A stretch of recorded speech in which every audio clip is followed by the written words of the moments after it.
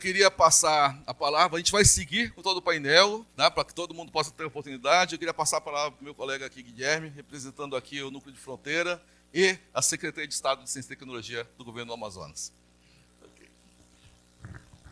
Bom dia, bom dia, bom dia. Bom dia, garotada aí atrás. Olha, isso que a gente está fazendo aqui é para vocês que estão aí atrás, viu? Não é para a gente, não. É para vocês aí. Meninada aí que está terminando o ensino médio, vai entrar na universidade, né? É para vocês. Ok? Então, saúdo a todos, né? Todas as autoridades, secretário Hollenberg. Grato pela oportunidade, Pedro Raposo e professora Tassiana, por apresentar o portfólio executivo do Pactas, né? Eu que já cheguei, vamos dizer assim, pegando o bonde andando, né? Mas venho contribuir da maneira que posso, né? Coloco a secretaria, pelo menos a parte do núcleo de fronteira e toda a minha expertise para manter a continuidade, né? Dar continuidade nesse projeto que é muito importante e eu vejo assim, eu sou também um entusiasta da área de inovação, eu acho muito bonito também, né? Então eu já reitero mais uma vez, viu, Tassiana, à minha disposição para estar auxiliando vocês e todo o capital intelectual que tem aqui na região do Alto Solimões. Então, pode passar aí. O Pactas, como todos os senhores sabem, ele é coordenado pela professora Tassiana, né, e tem uma vice-coordenação futuramente do professor Pedro Raposo. Né? Pode passar. É interessante trazer uma pequena linha histórica para a gente entender um pouco mais sobre essa ideia de parque tecnológico. A gente pode pensar que esse termo parece uma coisa nova, mas há pelo menos 20 anos atrás já se pensava em construir parque tecnológico aqui na região do Alto Solimões. Então, essa tratativa, essa iniciativa inicia com a Arquidiocese, que juntamente com a cooperação italiana, começam a pensar na possibilidade de se construir um parque tecnológico. E é importante destacar esse papel da Arquidiocese aqui, que ela atuava muito politicamente para trazer recursos, construir políticas públicas para cá, para a região do Alto Solimões, da pessoa do Dom Alcimar, não é isso, vice-prefeito? Né? Então, juntamente com a cooperação italiana, já discutiam a possibilidade de se pensar em um parque tecnológico. E mais na frente, pouco, tem a vinda das universidades. Né? Há 16 anos atrás, você tem a chegada da UFAM em Benjamin Constant. Eu não sei exatamente, professora Francisca, se é exatamente essa ordem, se a UEA ou a Escola Técnica vira IFAM. Enfim, mas chega a UEA, né, em 2000 e quanto, Pedro? 2011, e depois a Escola Técnica é transformada em Instituto Federal. É anterior. Então chega primeiro o IFAM, depois a UEA, e esses pesquisadores começam a fazer pesquisas vinculadas ao MDR. Né? A primeira pesquisa ligada à estruturação de cadeias produtivas, né, e estruturas dessas cadeias produtivas, e esse projeto do Pactas. Né? O Pactas ele é um TED, né, que é uma forma de contrato, onde o MIDR, Ministério da Integração e Desenvolvimento Regional, é o financiador desse projeto de implementação do Parque Tecnológico do Alto Solimões. Então, essa é a pequena história. Tem outros detalhes, mas, em linhas gerais, é mais ou menos nesse caminho. Né? Pode passar.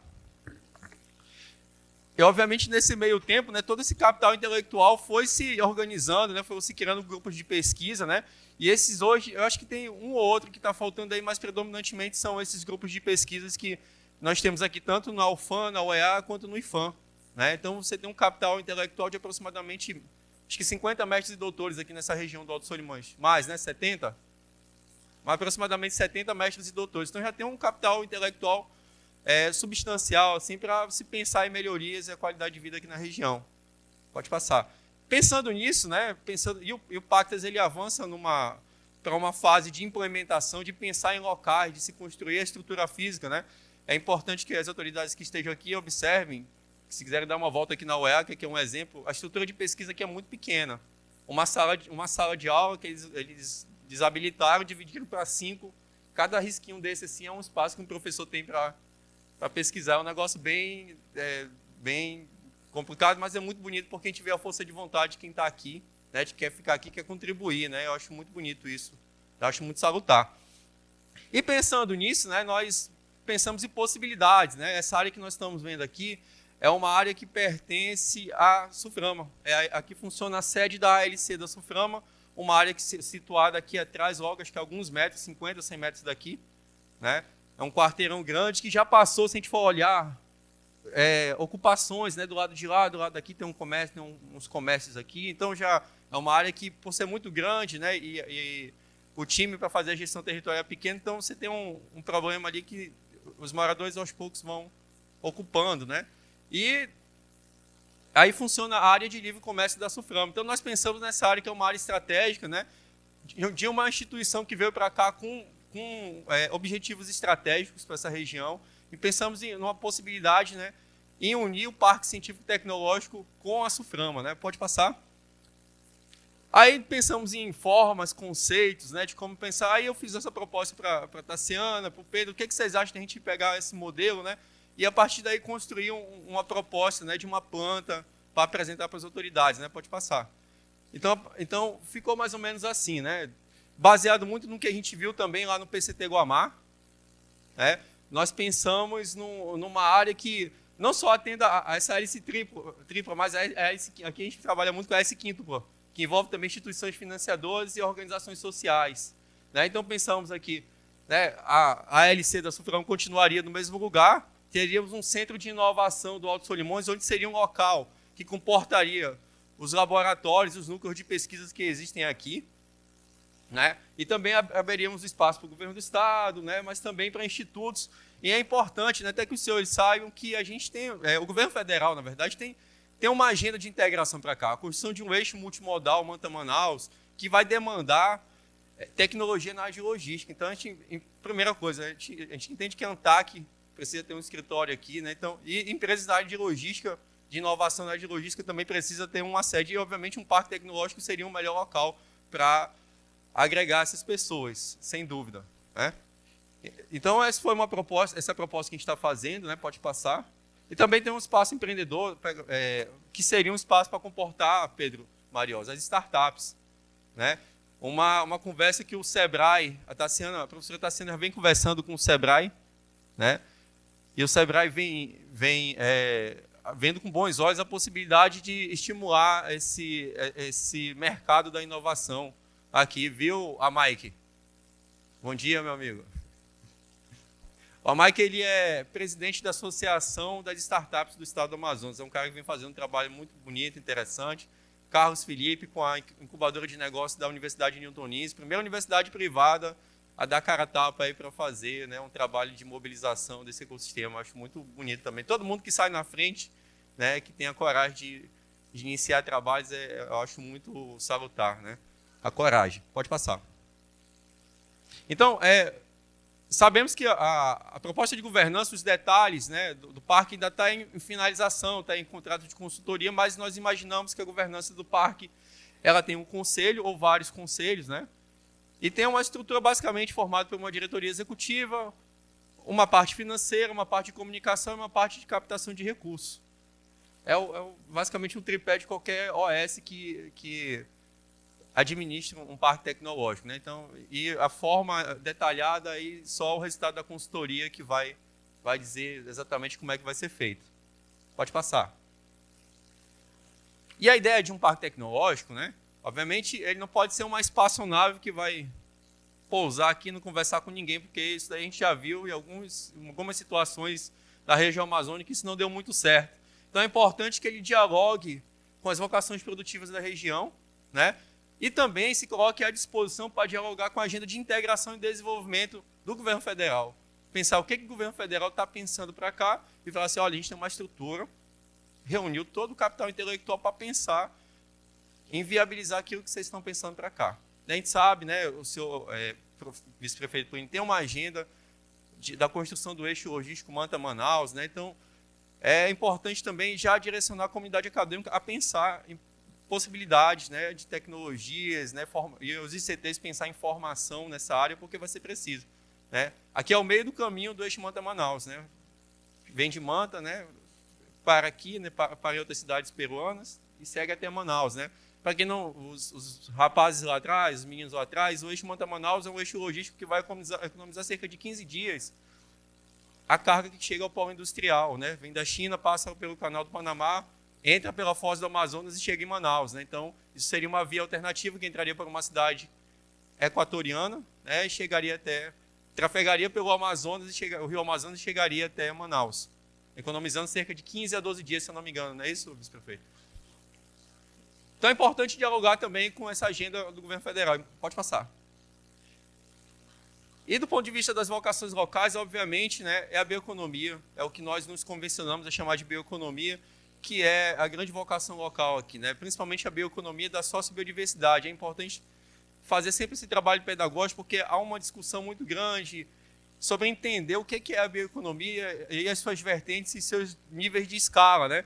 E aqui eu apresento para vocês 3 níveis de escala da bioeconomia. Tem o nível de escala tecnológico da sociobiodiversidade, que é predominantemente composta por saberes tradicionais, por povos tradicionais, povos indígenas, né? Comunidades tradicionais de povos indígenas.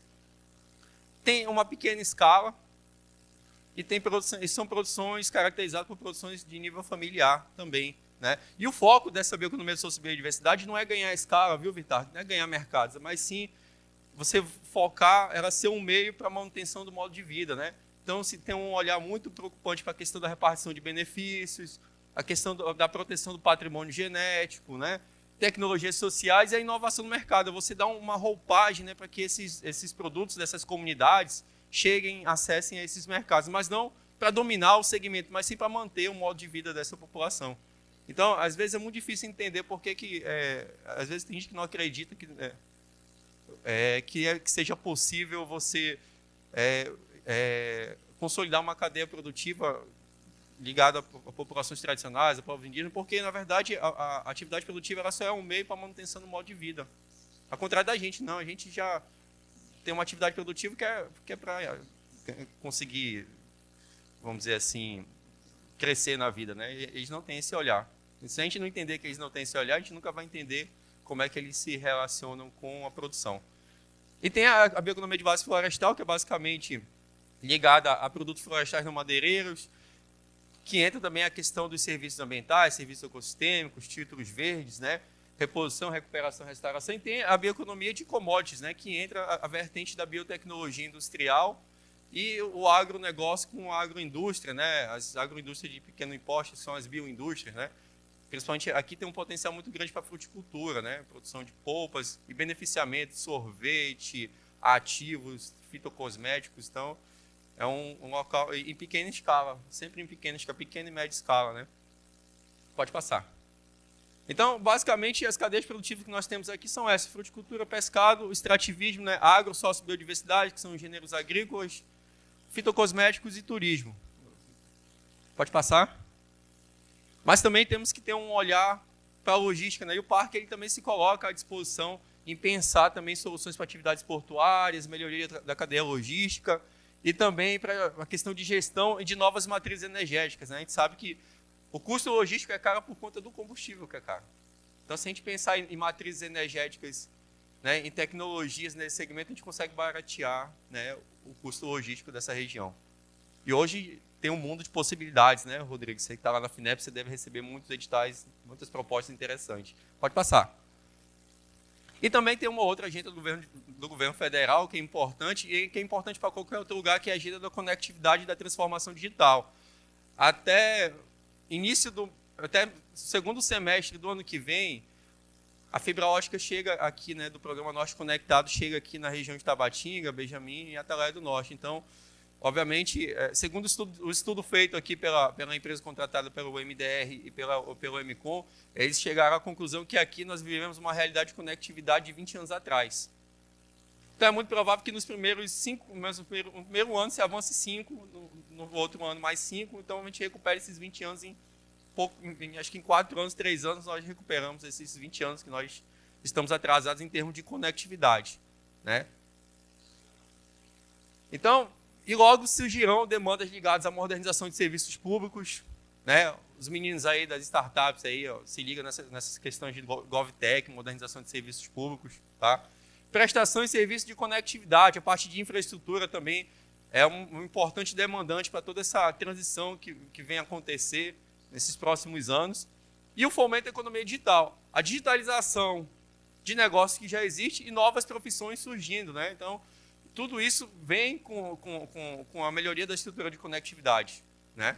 E é importante o parque também se posicionar como um entendedor e se colocar à disposição para produzir capital intelectual também direcionado para essa parte. Pode passar. Então, o que a gente espera de impacto, né, do Parque Científico e Tecnológico? Como o professor Rodrigo fala, né, a produção do conhecimento é importantíssima, mas o parque ele tem um olhar, em primeiro lugar, para a atração de investimentos. É importante que se olhe a construção de um parque científico e tecnológico à luz da atração de investimento, porque a partir da atração de investimentos a gente consegue uma oportunidade de mercado para esse capital intelectual que está se formando aqui.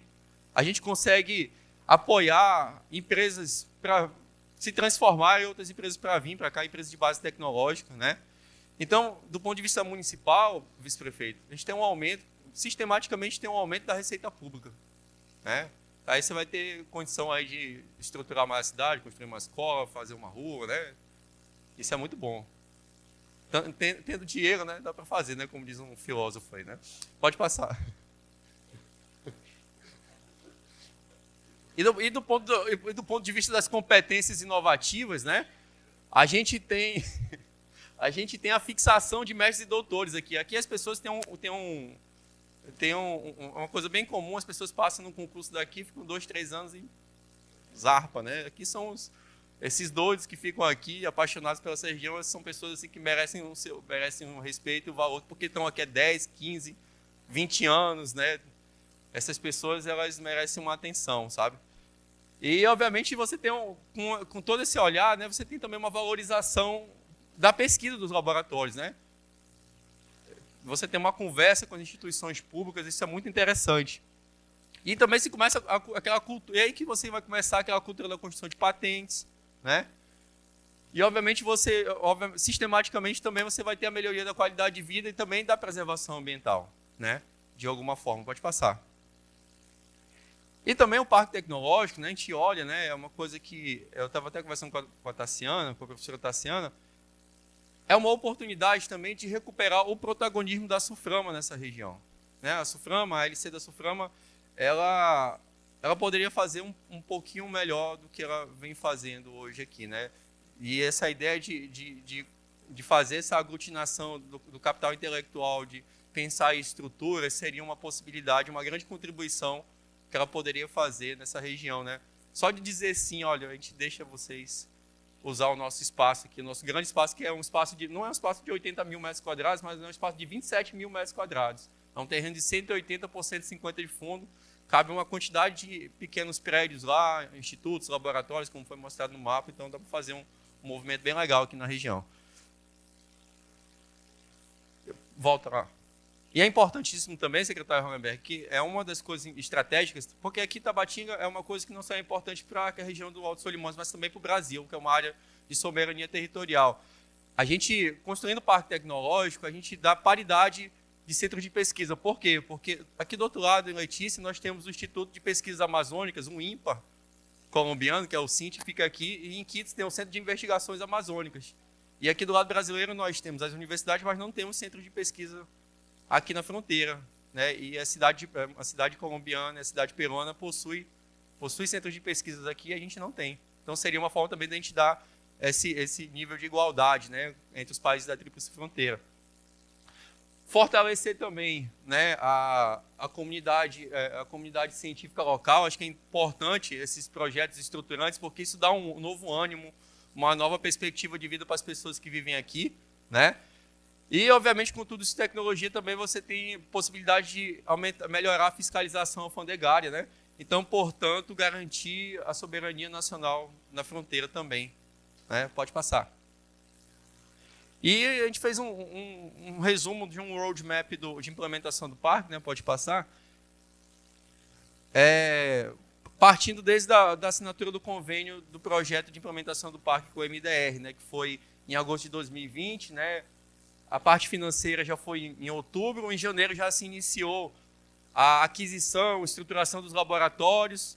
Em fevereiro de 2021 já foram feitas a mobilização, onde chegam os laboratórios, os professores se juntam com a professora Tassiana e o vice-coordenador colocam o seu laboratório à disposição para trabalhar com o parque, né? Em outubro do ano passado, né, foi feito o primeiro workshop onde se divulgou as primeiras pesquisas que foram fomentadas pelos recursos do Pactas, né? E em março se iniciou a construção do modelo de governança do parque, né? Pode passar? Em outubro agora, né? No segundo workshop nós estamos divulgando os avanços e as formações de parcerias, né? Hoje esse workshop ele tem mais esse olhar, né? Está sendo mais ligado para formar parcerias, mais para divulgar o que está sendo feito, né? E agora, né? Hoje, né? Também apresentando a proposta de implementação, né? Até janeiro temos uma confirmação de um local específico, né? Temos um plano A, mas também temos um plano B, né? E até junho de 2024 estaremos sim captando o recurso para a construção, né? E esperamos que início de agosto, né? Nós estipulamos aí que início de agosto estaremos iniciando a construção das vias de acesso e do centro de inovação. Volta lá naquele mapinha lá. Lá naquele mapinha. É o primeiro que aparecer. Aí, volta. Aí. Que seria o número 7. Havia esse negócio cinza aí, né, que é o arruamento, e o 7, que é o centro de inovação, onde seria uma estrutura emergencial, uma estrutura que atenderia os centros de pesquisa, né, e a unidade gestora do parque. Né. E lá para junho de 2025, volta lá no roadmap, estaríamos inaugurando o parque. Né, então, estaremos inaugurando o parque. Né, então, é isso que a gente vê. Muito obrigado pela atenção de vocês. Pode passar. Muito obrigado, viu?